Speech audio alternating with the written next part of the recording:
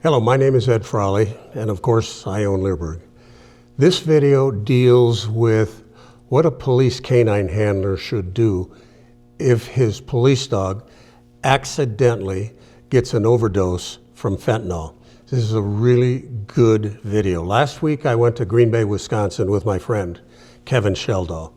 If you don't know Kevin, I've been friends for 40 years now, but he was a retired police canine officer. He's an international police dog judge.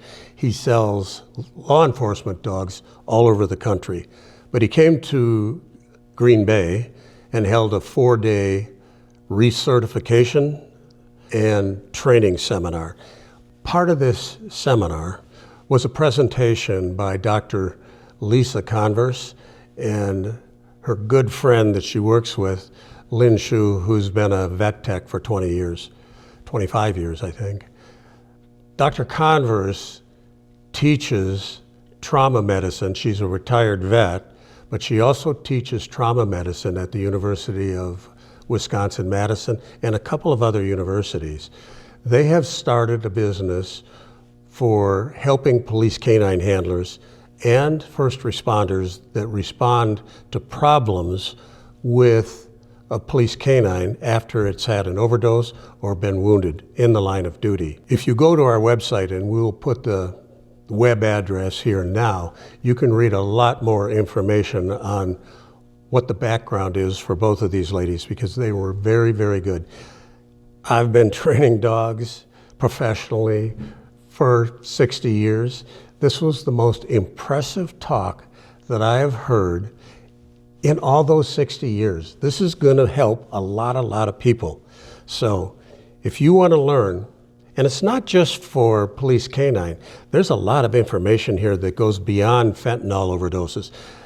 She talked about so many different things that dogs can get into that would hurt them and how to handle the dog, both medically or if you're a handler or a dog owner right on the spot, what you should and should not do. I really learned a lot. I mean, an awful lot. So I'm going to let this go.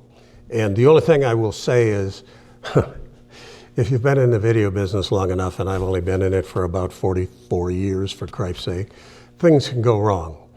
The video content, I had the setting a little bit off, but the audio is perfect. You're going to see a little bit of jerky movement when Lisa moves around, but her voice is perfect. This was so good.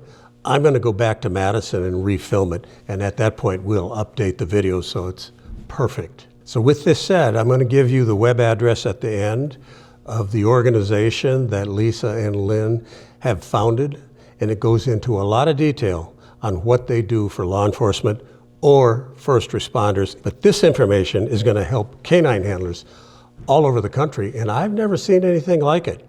So I'll step aside here and let Lisa have a go at it. All right, so those that have taken our course before, this is actually a new presentation for Kevin, because Kevin requested this topic.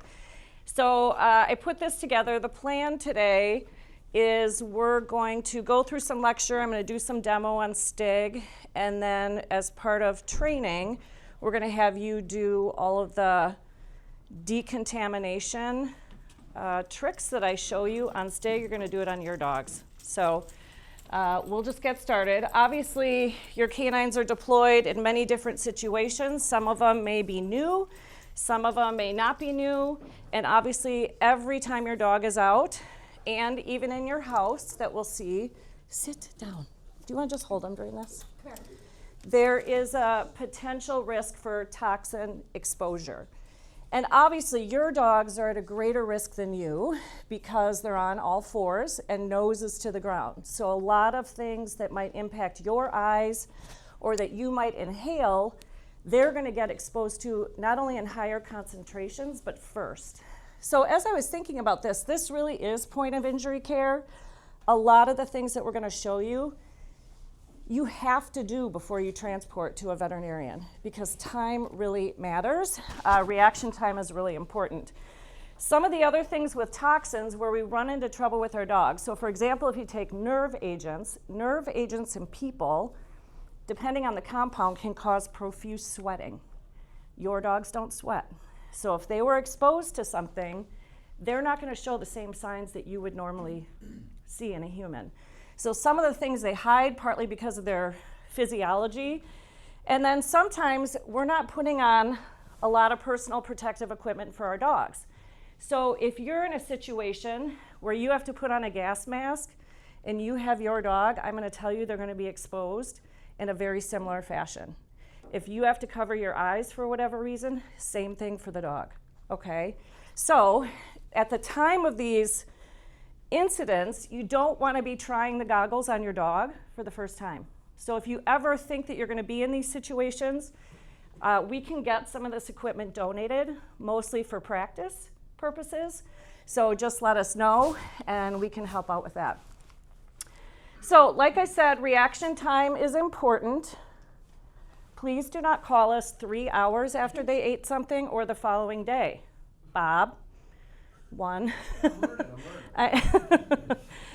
We have a few others of you that call and they're like, he ate it yesterday. It's way beyond the time that we can do anything for your dog at that moment. And it actually may become really life-threatening. So if your dog does eat something, we need to know obviously their general weight. Most of these dogs weigh fairly similar weights. What they ate. If you have any kind of container or box with the active ingredient, it is very, very helpful. And how long ago did they eat it? Because some of the things we tell you to do, it depends on time, what we're going to tell you to do. I talk with ASPCA a lot. There are so many things that these dogs can eat that we just don't know all the effects in these dogs. So a lot of you have this number on your card, the cards that you got from us. There's a sticker on the front of that on the envelope where the ASPCA number is there. They might give a discount to law enforcement dogs, but usually it's a $90 credit card fee. So that's the only thing with ASPCA, but this really is the only poison control center that I trust. There is a free one out there, and I have not been happy with that. They really don't give really good advice, so be careful of that. All right, so how to remove a toxin.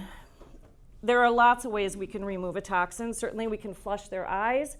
If it's an ocular toxin, we can do a full decon, and I'm going to show you what that looks like.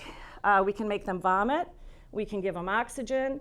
And then a few of the other things, only 2 of the other things are done at the hospital. We might put them on IV fluids. We might have to pump their stomach. But the first 4, you have to be able to do in the field with your dog. So we're going to show you, as I kind of go along, I'm just going to interject and use Stig. So we're going to show an eye flush on Stig. Come here. Oh, please. Come here. Good boy. Okay, so flushing eyes is important. A lot of you may or may not have saline. Honestly, if you don't have saline and you have a bottle of water, that works fine as well. Water will not hurt their eyes. But when you are flushing their eyes, he knows what way to turn, so I don't do this to him. Okay, so this is a similar hold to when we give Narcan. Do you want to just hold his butt for a second? But holding their nose, if you have to do this in muzzle, you can do it in muzzle. I always brace my hand up here because if he moves, I won't stab him in the eye with this. And you flush their eye. Good boy. You get a treat for that. Oh, that was good. Good boy. So when you practice on your dogs today, you don't have to shoot stuff in their eye. They might not be ready for that, but they have to be ready for this hold. And they have to be ready to see an object by their eye. Okay? And then so that you can do this safely. Any questions on this? Okay. Just keep them up there. See what's next. He's like, all right, so wipe down decon. Lots of different ways we can decontaminate the dog. How many of you got, it actually looks like this. Did any of you get a glove to like decon with explosives? No one in here? I'm guessing just Green Bay got it. Oh, okay. Bark and Blue did a fundraiser for some, but I'm guessing it was just for one county. We're working on it. We're really working this guy, Al. He's come to a couple of human conferences we've been asked to go to. So hopefully we can at least get prices down or write a grant or get some sort So of- this essentially, this is just a bigger version, is a charcoal mitt. And I'll explain a little bit of this later, but this is dry decon. Activated charcoal removes a lot of substances, explosives, drugs. It does bind fentanyl. All of the tests were done in humans. So this mitt is not really for dogs. However, the military has a very big decon kit that is very similar with an activated charcoal glove as well, and a lot of other things. This kit is $200. $220. I was trying to see if we could get it donated for everybody, not realizing the price. These, I think, are like $30. So activated charcoal or dry decon, and we just don't know, does this work on the dog? We know activated charcoal on the fur does not harm the dog, okay? So when we do a full out decon on the dog, let's say you're worried they have fentanyl on their fur, they have explosives on their fur, number one, get off their hardware. If they have a vest, everything will bind to that. So get off their normal hardware. It's always good to have a slip lead. I know they're hard to control on a slip lead, but get something else that you can wash afterwards.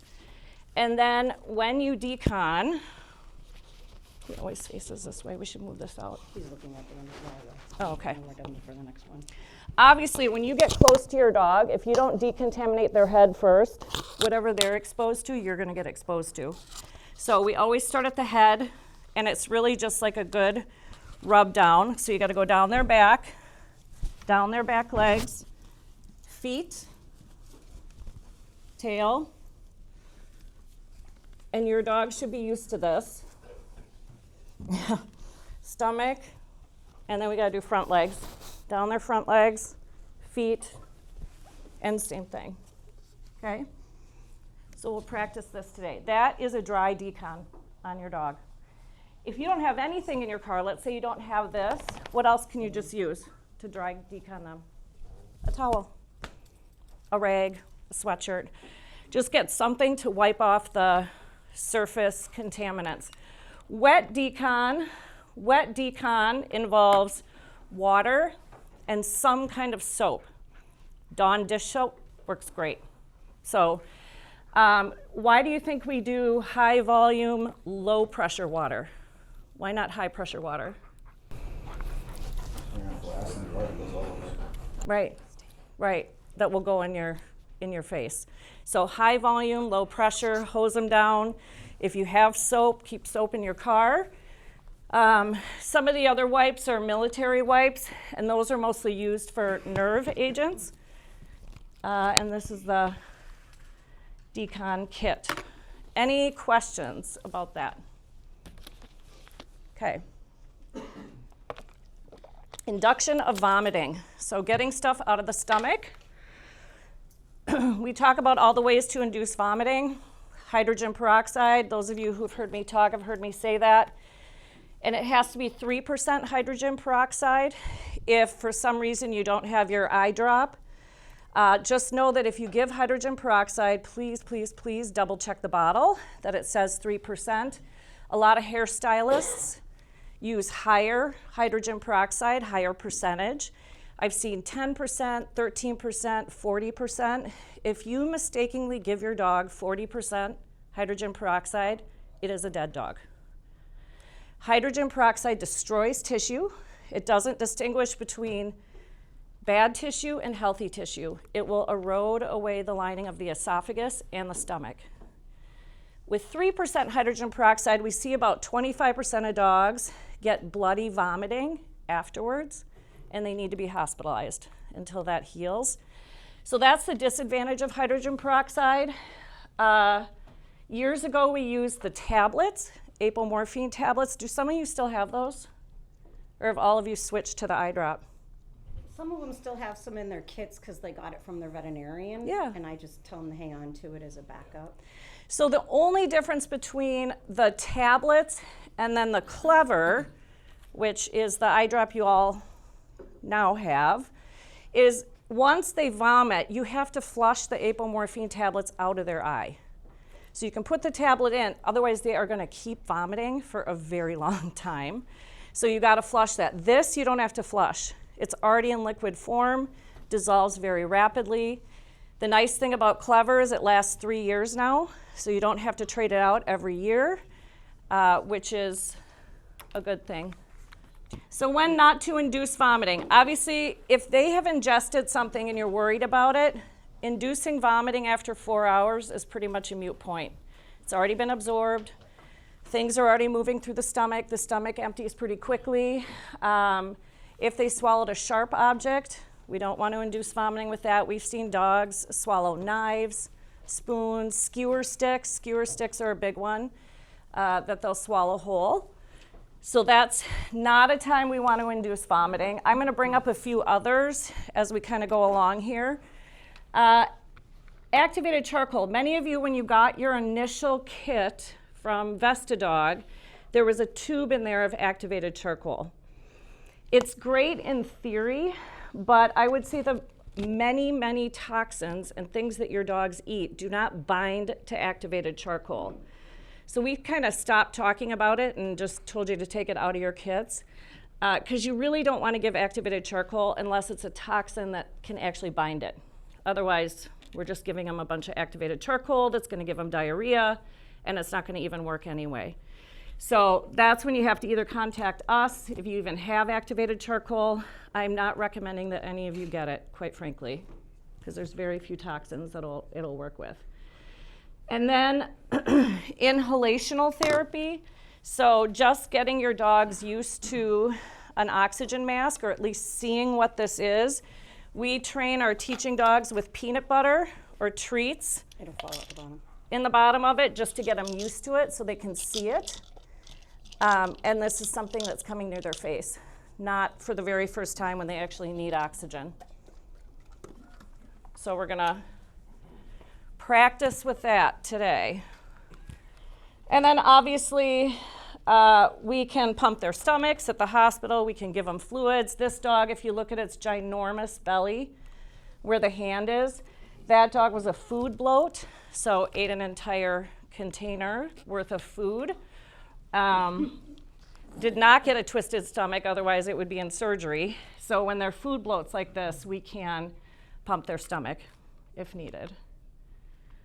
All right, so now we're gonna move into common things that either these dogs or even your house pets will get into, so this might be helpful for both.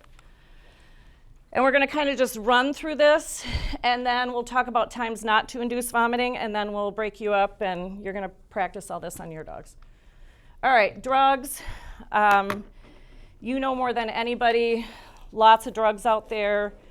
Even though we might categorize something as a depressant, we know that it can have other effects, certainly when it's mixed with other drugs. And so that makes some of the signs confusing, especially in your dogs. I think the biggest problem we've seen, since many of your dogs are getting exposed to these drugs, is so are you. So if you have to treat your dog with Narcan, our kind of go-to in Wisconsin is you call EMS prior to treating your dog. The likelihood that you might need resuscitation is very high. More and more handlers have gone down across the United States this year than ever before, and that was because they treated their dog and then they were exposed. Why do you think that is? Those of you who know how to give Narcan, why do you think you're getting exposed? The dog what? Sneezes. Yeah. What else? Where do the drugs land on your dog? Number one, where is it going to go? Huh? Fur. It's on their fur. And you're down there giving them Narcan and treating them, you are going to get exposed. They did actually a really cool study at Penn Vet, Working Dog Center. And handlers were exposed, I want to say 85% of the time, 80 to 85% of the time when they were treating their dogs. It didn't matter if you were giving your dog an injection of naloxone or Narcan or if you were doing the intranasal. You were exposed pretty much equally. So just remember you're calling EMS for you. This video circulated a while ago, but I just want to reiterate that this is how fast and how easily it can happen. And this officer was just close to fentanyl, didn't even get it on him. I'm San Diego County Sheriff Bill Gore. What you're about to see is traumatic body-worn camera footage involving one of our deputies who was exposed to fentanyl during his patrol shift. You're okay. Don't be sorry. There's nothing to be sorry about. I got you, okay? I'm not gonna let you die. I'm not gonna let you die. It's okay, just focus on your breathing, okay? Focus on it. I need Narcan! I'm Corporal Scott Crane from the San Diego County Sheriff's Department. My trainee was exposed to fentanyl and nearly died. It was our first radio call of the day, and this was Deputy Five Eyes' radio call. He found a white substance that he suspected was drugs. Yeah, it's a powder. It could be cocaine or fentanyl. It tested positive for fentanyl. This stuff's no joke, dude. It's super dangerous. I was like, hey, dude, too close. You can't get that close to it. A couple seconds later, he took some steps back and he collapsed. I ran over to him and I grabbed him, and he was ODing.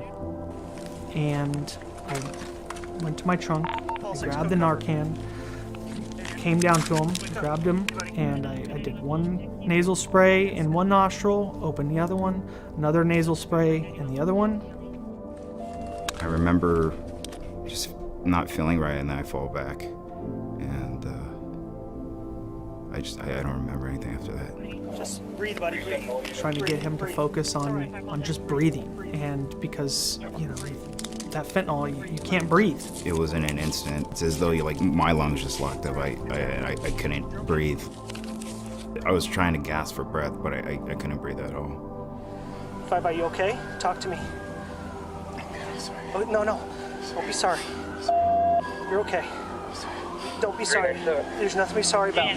I got you, okay? I'm not gonna let you die. I'm not gonna let you die. I need Narcan! I got you. I'm trying to not let him go. I wanted him to know he wasn't alone. It's an invisible killer. He would have died in that parking lot if he was alone. Fire department got there, put him on the gurney, his eyes rolled back in his head, and he started to OD again. And he was ODing the whole way to the hospital. I don't think people realize the severity of just how deadly it really is. I'm Deputy David Five Eye, and I almost died of fentanyl overdose. One of the greatest threats we currently face is the synthetic opioid fentanyl, which is 50 times more potent than heroin. Fentanyl overdoses are on the rise throughout our county. Every day, deputies recover fentanyl in our communities. And the county jails are not immune either to the dangers of this drug.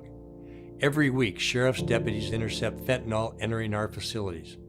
When inmates overdose on fentanyl, smuggled into our jails, deputies and nurses are saving dozens of lives every month by administering naloxone, a medicine used to rapidly reverse the effects of the overdose.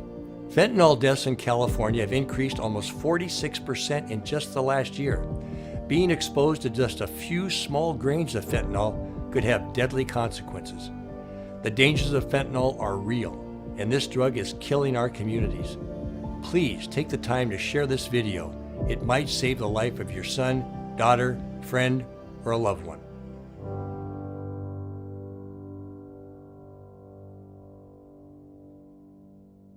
So you get the point. Obviously, he lived. I'm Sandy. So he even had gloves on. How do you think he was exposed? Huh? Aerosolized, so in nose, also eyes. So you can absorb it through your conjunctiva in your eyes. So that's another way for exposure as well. So either place, but it happens that fast. All right, so let's go over opioid signs. What are signs in people? Drug overdose. What are the signs? What do their pupils do? Often pinpoint, yep. Then what? Low respiratory rate. And so usually you go into respiratory arrest and then cardiac arrest because they're not getting enough oxygen to their brain, their diaphragm's not moving. So same exact thing in your dogs. Same exact thing. Constricted pupils, they start to stagger a little bit. and their breathing gets really slow, and then they'll go into cardiac arrest. So it can happen fairly quickly. All of you now, I think, carry this Narcan, correct? And EMS, still some of them have this. Do any of you still have that? Okay, good. The reason we like the switch is the Narcan that you carry is a teeny tiny volume. It's 1/10 of a cc. The other one is 2 mLs, so it's like this much. If you've ever given your dog anything in their nose, getting in 2 mLs of liquid is a no-go. It's not gonna happen. So, and they'll sneeze a number of it out. So this is just a really like a micro drop, and they will absorb it pretty quickly. Longer expiration, less cumbersome. I think we've told a lot of you a great study done in dogs. They did a 19-year study. So 19-year-old Narcan was still very effective in the dog. So keep your old Narcan, use your current unexpired Narcan first, but keep it in case you have to give multiple doses to your dog, okay? Alaska, I don't know, Alaska's drug problem is pretty significant. However, they're using, the handlers up there all carry 8 milligram Narcan. The one you carry is 4 milligrams. I think this is coming. I think the drugs are so potent. Can we overdose Narcan in our dog? No, no. So if you're not sure what they got into, but you know you just did a sniff, what are you gonna do? Let's say you don't know. What if you think it's meth? Narcan. Give him Narcan anyway, okay? Why don't we bring him over and we'll just demo in him real quick. I know probably 99% of you, if you see your dog staggering and about to fall over, I know the majority of you are not gonna go and put on your gloves. But the appropriate thing to do is put on gloves. Keep a towel, same towel you wanna use for dry decon, it can be used for this, okay? I know, Baba. So, we're gonna put a towel over him, right? And then, here, Stiggy, can you face, so he faces forward? Or just hold it back, how about that? There, that sounds good.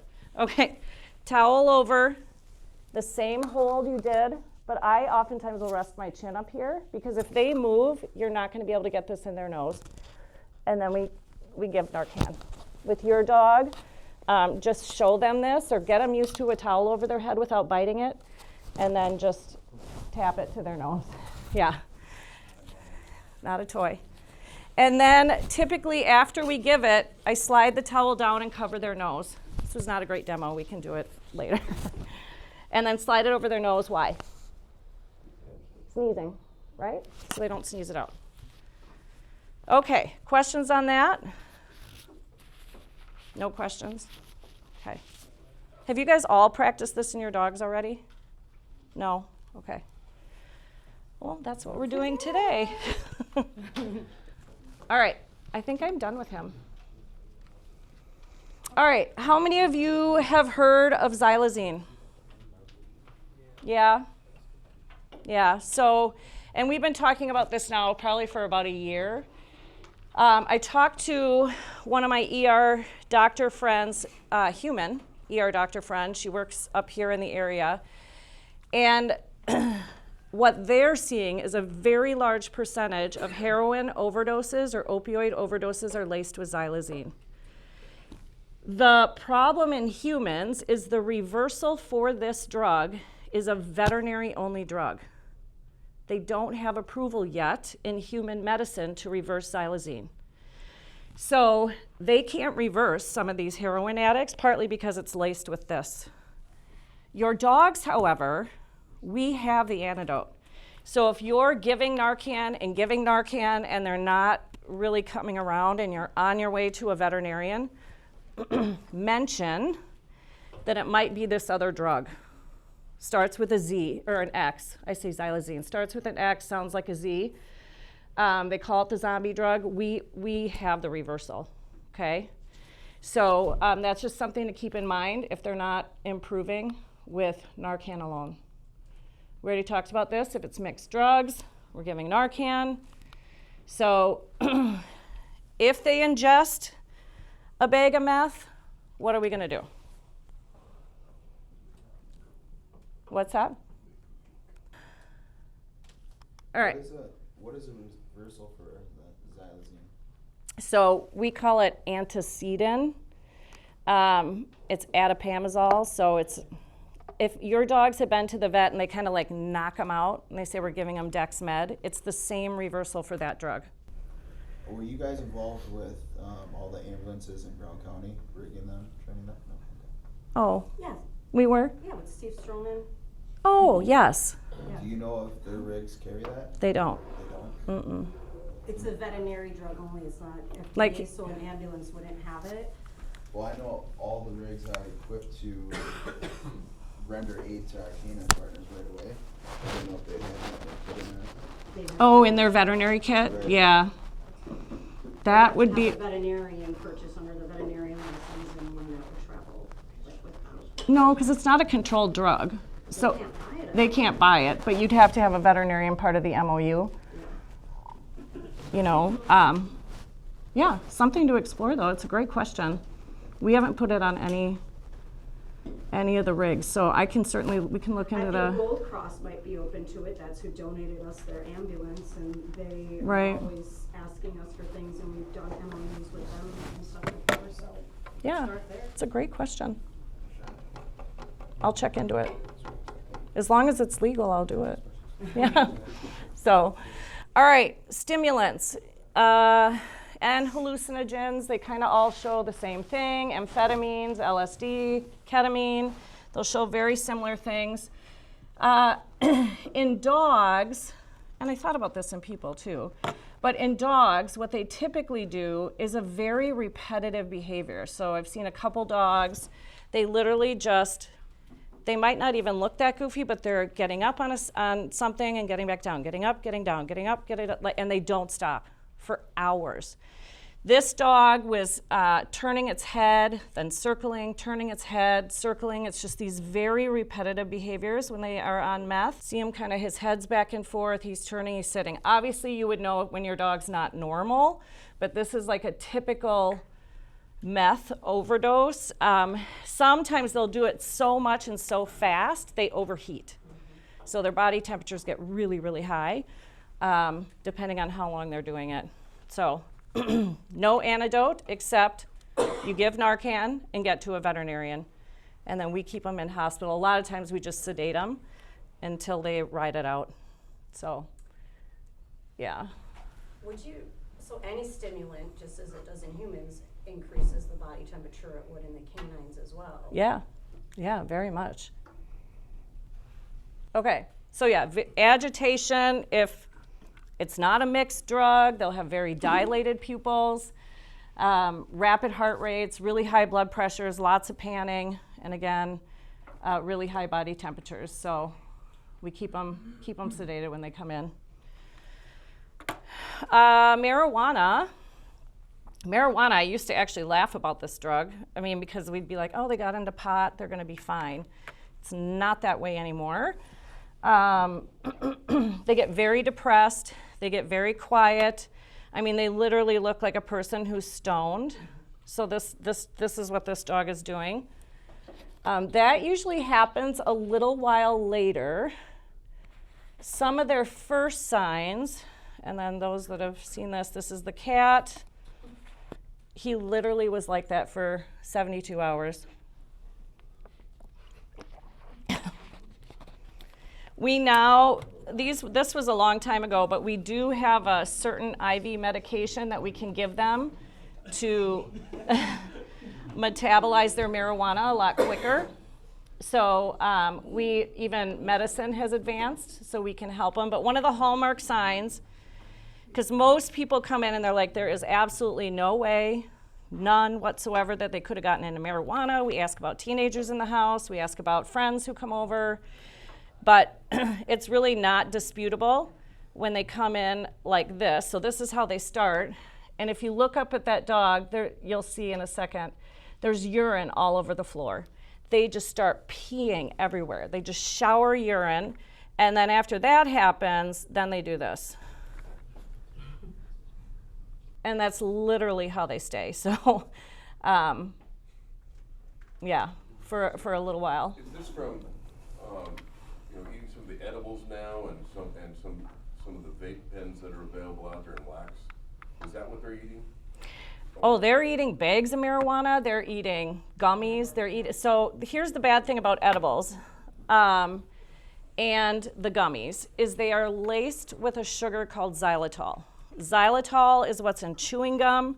It's fatal to dogs. Many of them go into liver failure. This handler, one of my colleagues, a veterinarian down in Alabama, actually took care of this dog, went to Alabama State. They did not have anything to induce vomiting in the field, but the handler knew something was up and got him to the veterinary clinic, and he did not live. He went into liver failure and died 3 days later. So that's the danger about the edibles and the gummies and all that stuff. It's just horribly sad because when dogs get into them, it's a really bad thing. And I would imagine the vape, since it starts as an oil, would be very And some of the oils are really bad too, highly, highly concentrated. So it's no joke anymore. So if you're concerned that your dog got into this, if you think they ate something, have them vomit, and then get them to a veterinarian. So, yes. All right, questions on drugs. We're essentially going to make them vomit, decon their fur, give Narcan. You're calling EMS before you do the last two. Okay? Is there a drug that counteracts methamphetamine exposure? No. I wish there was. There is a drug called cyproheptadine. It's essentially almost in the class of an antihistamine. We used to have, many, many years ago, have handlers carry that with them. The problem is when they're on meth, they're not going to eat. I mean, when they're just doing these repetitive behaviors, so it's very hard for you to administer. It's not an antidote per se, but it helps to limit some of the signs. So we typically give it when they come to us. But Some of you do have it. I have seen it in some of your kits. that's what that is for. From your veterinarians. We used to crush it up, and then all you'd have to do is dump water in it, suck it up in a syringe, and give it to them rectally. So I would have you do that if you're like, let's say it happens up here, and the referral center's closed. They're not taking patients, which is a very real thing. You've got a 2-hour transport, either to Waukesha, well, an hour and a half. You could maybe make it in an hour, fast as you drive. So Waukesha or Madison is your next option. So, yeah, that's the bad thing about. One thing we will say about the referral center, we worked really hard because there's a couple people like in this room who have tried to call there and to get in and they're, maybe it clearly wasn't an emergency, but you don't know that. So what I've talked to the administration and the previous medical director there to say is, if I have a handler that's calling here in Appleton area and says, I am a canine handler, I must be triaged, you can at least go in there regardless of closure or not and have a doctor look at your dog. You still may be sent somewhere else, but that's on you to make sure you're telling them, I'm a handler and this needs to get in there.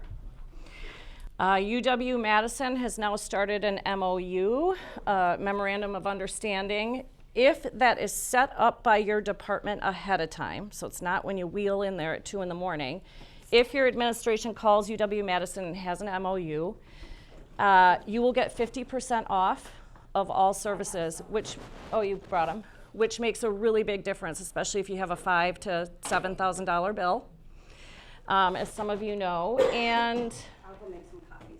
okay. And they have a dedicated law enforcement line now. So I think it's 3. It'll say if you are law enforcement and you have a canine, which means you take priority above anything else and they will get you in, even if they are on a closure. So post-COVID, there is definitely possibilities that you won't get seen anywhere. There are times when Madison is on a closure and so are 5 other referral hospitals. So we have to send owners to Minneapolis and we have to send them to Chicago to get seen. It's been just a really sad game changer that's kind of in the veterinary world now. But if you announce who you are, Waukesha makes you a priority, UW-Madison makes you a priority, Fox Valley, depending on the doctor who's on, will make you a priority. Yeah, so. Okay, so some of the other things, I'm just gonna go over household foods really quick. It gets kind of boring if I just list stuff, but I think it's just stuff that you should be aware about. Grapes and raisins, highly, highly toxic. Don't feed grapes as treats.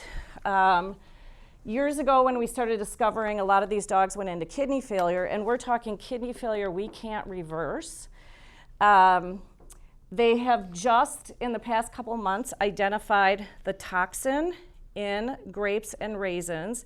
It's cream of tartar.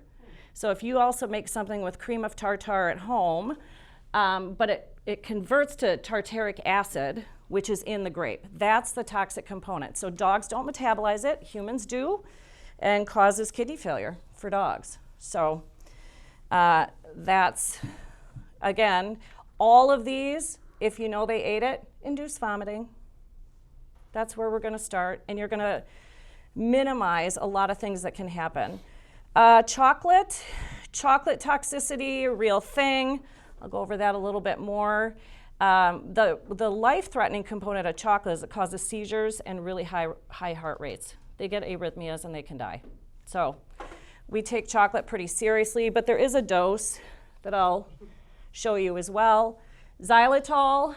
Xylitol is the sweetener that's in a lot of things.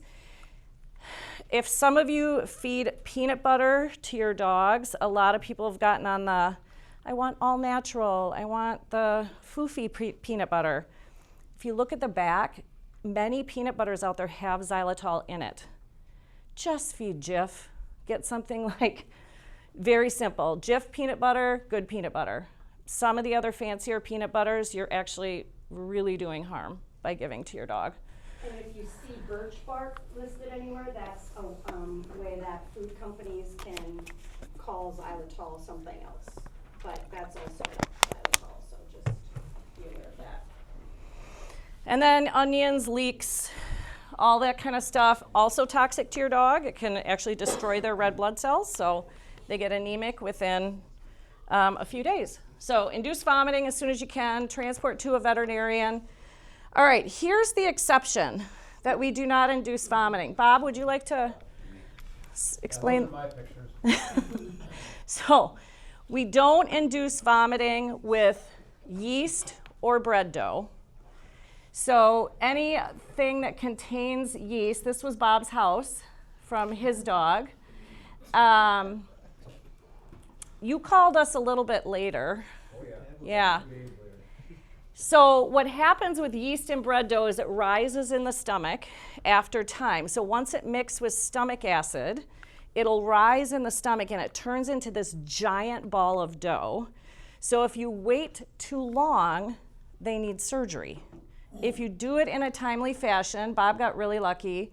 There were 2 buckets of yeast and bread dough. That's what they got out of the stomach. Well, the yeast, Lisa, was in the other time this happened. This one. Oh, this has happened to him twice. This was the Costco stuff, did not have yeast. Ah. She ate 8 pounds of it, so Yeah. she's only 38 pounds. It did have a leveling agent in it, 'cause this was the Kirkland brand. So I looked it up and sent it to your veterinarian before you even got there. So it isn't yeast and it's not activated live yeast, but there was a leveling agent. We just told you to stop making pancakes. Like, Pizza dough balls had yeast in it. It was clever. We were good. I'm glad I had you guys on. anyway, if they have yeast or bread dough, just don't induce vomiting. Pat was raising 12 cinnamon rolls. They weren't fully raised. So I got into them, ate all 12. She ate all 12, but I induced vomiting immediately, and she puked. That's what you're supposed to do. If you do it immediately, yes. Very good. You see it, then you can do it. Yeah. We did not cook them. Yeah. You didn't just rinse them off 5-second I rule? think we could Understand with chocolate, there's a type of chocolate. So obviously white chocolate is the least toxic. It does not have the toxic component into it. So if they eat white chocolate, besides just getting some vomiting and diarrhea, they're going to be fine. Milk chocolate, so they can essentially get an ounce per pound. So if you have a 70-pound dog and they eat 70 ounces of chocolate, I mean, that's getting a little bit close to the toxicity range, so I'd probably still have you induce vomiting because they're going to just feel really, really sick if they eat 70 ounces of chocolate. But if you get sweet cocoa or dark chocolate, that's where it gets really bad because really they can only eat about an ounce per 10 pounds. So many times with the higher concentrated chocolates, we have you induce vomiting. Okay, so it matters. It matters what they eat. A lot of times they'll just, especially Halloween and Easter are just a nightmare for chocolate toxicity. That's chocolate vomit. That's Valentine's Day. Oh, that was Valentine's. Chocolate. Yeah. We just see it. We see a lot of this. And so sometimes we worry more about the packaging than anything because it gets balled up in their stomach. This was a good little, this was a good gum toxicity. A lot of our gum xylitol dogs, they don't survive.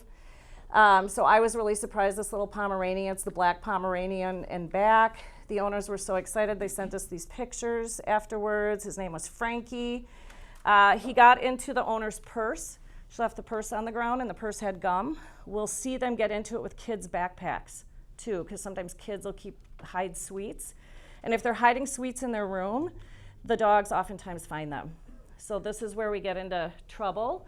So Frankie came in, had way over his little toxic dose of gum. He had really low blood sugar, his heart rate was super high, liver values were elevated, and a lot of times when they already have liver toxicity, that's where it becomes difficult.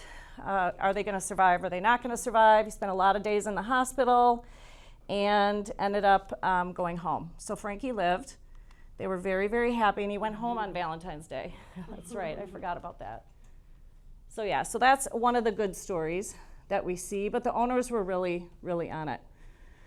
All right, so that was a quick review of the most common toxic foods. Now we're going to talk about rat poisons. So there's 4 big categories of rat poison. The phone call we get from a lot of owners is they ate something blue. They are all blue. Most of the rat poisons are blue. It helps us not at all trying to figure out what rat poison it is and what you should do with it. So as far as the categories go, the top one, which is called bromethylene, what happened a couple of years ago is the FDA said the most common one that we had was this anticoagulant one, where we can give them vitamin K. Said too many children are getting into rat poison, so we're going to take it off the market or minimize it, and now we're going to replace it with bromethylene. Well, that stinks because bromethylene does not have an antidote, whereas your anticoagulant one does. So bromethylene essentially causes the brain to melt. So once these dogs start seizuring, many of them don't survive, and we just try to support them through it and see if they live or if they don't live. So that's been kind of sad because the rat poisons are worse. With the anticoagulant ones, we induce vomiting, we put them on vitamin K, your dog does fine. And then the other one, zinc phosphide, is a mole bait, and I'll go over that one a little bit more. And then the last one causes kidney failure. So it's a rat poison that causes kidney failure. So why a lot of rat poisons work is rats, guinea pigs, rabbits, they don't vomit. They can't vomit. So they eat it, and then it just stays in their system and causes a lot of damage. So obviously, rapid induction of vomiting, this is a very repetitive thing. Induce vomiting, get to your veterinarian. The one caveat to this is the mole bait, and we made the mistake of this in one of our hospitals. When it mixes with stomach acid and we induce vomiting, it turns into phosphine gas. Phosphine gas is a riot agent, just in case you're wondering. Very toxic to humans. We induced vomit, one of the veterinarians on induced vomiting. They didn't know which one it was. And a number of employees became sick in our hospital because phosphine gas was emitting all over the hospital. And hazmat came in and shut us down for 24 hours until it was all cleared out. So you can induce vomiting, but do it outside where you're not being in a closed-in space. So that's kind of a bad one. Questions? This was one of the dogs that got into the one that causes neurologic signs. And again, usually once they're neurologic, we give owners a horrible prognosis. They wanted to keep going. So we had him sedated for a couple of days. He had gotten into the rat poison 2 days before he came in. And I thought for sure this dog was not gonna make it. But he did. I mean, he ended up making it and Zeb went home. So sometimes this was him running on the ice afterwards. So sometimes they survive even when we think they're not going to. But there's some bad stuff out there. Do you see any long-term problems? The ones that are neurologic, many of them will have some neurodeficits. Now, these are dogs that don't have jobs. So if they're a little bit stumbly or they're blind in one eye, it doesn't matter for a house dog. It'll matter for your dogs. So. And I think it's important to mention, because it's something I didn't think about till a few years ago, is even if your yard is fenced in, or where you run your dog, or your property or whatever, you're not putting any of this out, it doesn't mean that your neighbors aren't. So when your dogs are collecting baby bunnies in the spring and rabbits and everything, it's worth asking if your neighbors are putting out poison for these rodents that are out there, because I don't know how many rabbits we catch a night. So thank God he doesn't eat them, but some of your dogs do. Yeah. Household products, there are so many things. I just narrowed it down to kind of the most common. Antifreeze, big one. I'll go over that one a little bit more. The ice melts, silica packets, hand warmers. Now that it's becoming winter, we do see dogs eat hand warmers. Many of those aren't life-threatening, but they do cause pretty bad GI signs and wreak havoc on the stomach. So again, all of these, you would want to induce vomiting, right? Pennies, if they were made after 1982, are zinc. Before that, they were copper. Now they're zinc. Zinc toxicity is a really big thing in dogs. So if they eat pennies, we try to induce vomiting. If not, a lot of those are taken out in the hospital by a scope before they have problems, and there's virtually like a day of downtime in your dog. So if you catch it or you're worried about it, that's something that we can take care of pretty quickly if we can't get it back up. Carpet too. Huh? Carpet. Yes, carpet. Carpet is another very, oh, Bob, yeah, I should have put those slides in as well. A lot of money. Yeah. Okay, here's where we don't induce vomiting. Two things, Gorilla Glue and batteries. This is what Gorilla Glue, look at this doctor's hands. It was a drop of Gorilla Glue. So the thing that Gorilla Glue does, even if they lick a little bit or eat a little bit, once it hits the stomach acid, it expands into this hard, essentially rock. And so unless you get it up like immediately, that is always a surgical problem. So Gorilla Glue dogs, we take really seriously, and they always have to go to surgery. Batteries, is Josh here? Did I see him? I think he intentionally did not come to. Batteries, Josh did not call us before he induced vomiting. Thankfully, his dog was okay. His dog, not picking on him, but is on his seventh dose of Clever, because his dog he's still ahead of you. 7th dose, but his dog ate batteries and he induced vomiting. He got lucky. Alkaline batteries, especially if they're punctured, when they come back up, They will ulcerate the inside of the stomach and esophagus. Don't induce vomiting. You got to go to the hospital for battery ingestion. We'll take them out by scope, and that's, or surgery, but that's probably the best thing to do for that. This dog down here in the lower corner, that was just the ulceration in his mouth from when he punctured the battery. Oh, Stig. All right. So yes, just a quick run through on those other medications. I really call this like the traveling in-law toxicity or the weekend visitor toxicity. People that come to your house don't, especially if they don't have dogs, don't think about hiding their pills. They'll leave them out on the counter, they'll leave them out in the bathroom, and I would say the majority of our phone calls have to do with that. They got into someone else's pills. And these are no joke.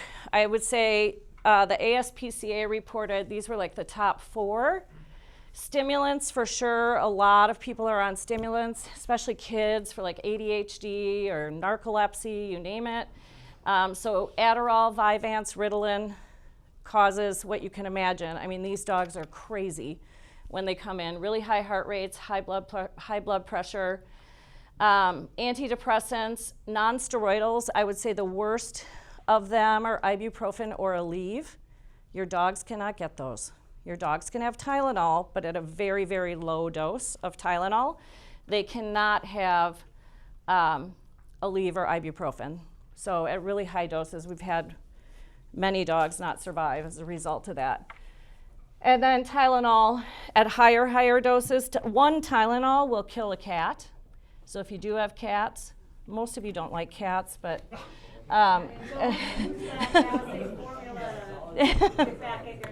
yeah, so they can't metabolize Tylenol at all. So can be bad for our kids. And so what's the first thing you're going to do if they eat a bottle of pills? Vomit. This is all stuff you can do at home. All right. Questions about that? I'm only going to briefly talk about this before we do hands-on with the dogs. Obviously, if they're involved in, let's say, a building collapse, or you're near a riot with your canines, there are a lot of chemicals that obviously can be used in those situations, or chemicals that are now being emitted because a building collapsed. So we have to be concerned and thoughtful that, again, if you're being required to wear a respirator and goggles, this does not mean it's safe for your dog, okay?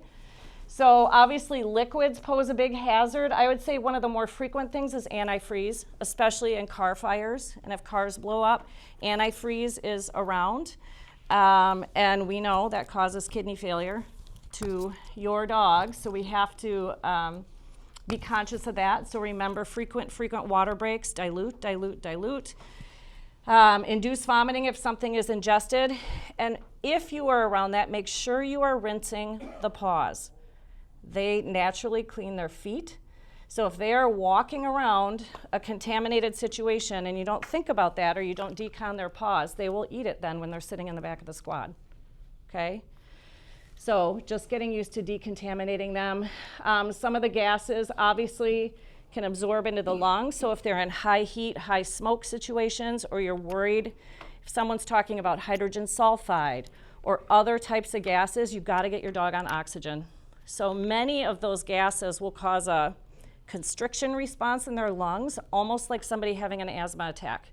So think of that, and we have to get them on oxygen if that's the case. And then you've got all the other things, metals, lumber, lead, arsenic, asbestos. I mean, just again, if you're worried about it for you, you have to be worried about your dog. And when we talked about the decon mitts, the military has done a number of studies about the dog's skin and what works to decontaminate them, and a lot of them are still underway. But if you just remember dry decon and wet decon, okay? Minimal, do a dry decon on your dog if they're exposed to this stuff. There's stuff on the internet that says, well, my dog, it doesn't matter if I get exposed to tear gas. You know, I got a mask on and my dog's immune to tear gas. Honestly, it's not true. So they do have another eyelid that comes up and might protect them a little bit, but they can absolutely show the effects from pepper spray and tear gas. So despite what you might have heard, that they're immune to it, that's generally not true. If they do get exposed, flush their eyes. Again, you're gonna have gone through flushing your dog's eyes. And if you think, get them on oxygen if they're having a hard time breathing or coughing. Okay? Many of us have spent a very uncomfortable amount of time in chemical agents. Do you think that there should be after we get done working in that we should be spending time doing eye flushes, decontaminating them afterwards? Your dogs? Yes. Absolutely. Yeah. It's something we've totally ignored in the business, to be honest. Yeah. With you. And they are not immune. And again, just incorporating medical stuff, whether it's just spending a few minutes putting them in the position for Narcan, spending a few minutes and wiping down their fur, putting an eye flush near their eye, it's all repetition for them. You know that more than I do. I mean, but trying to do that on them, especially for us when they come to the hospital and they're like, what the hell is happening? It would just be better that your dogs are comfortable with all those things prior to it actually happening. So, and then your environmental stuff. I'm not going to really go into this in detail, but you've got your spiders, your toad. Has any of your dogs eaten a toad? Have you seen what happens with that? Depending on the toad and depending on the toxin, they foam at the mouth, they spit it out, they look like they're dying. We don't have the real toxic toads up here, but they don't enjoy that. Sticks, if your dog gets a stick penetration in the chest, in the eye, what don't you do?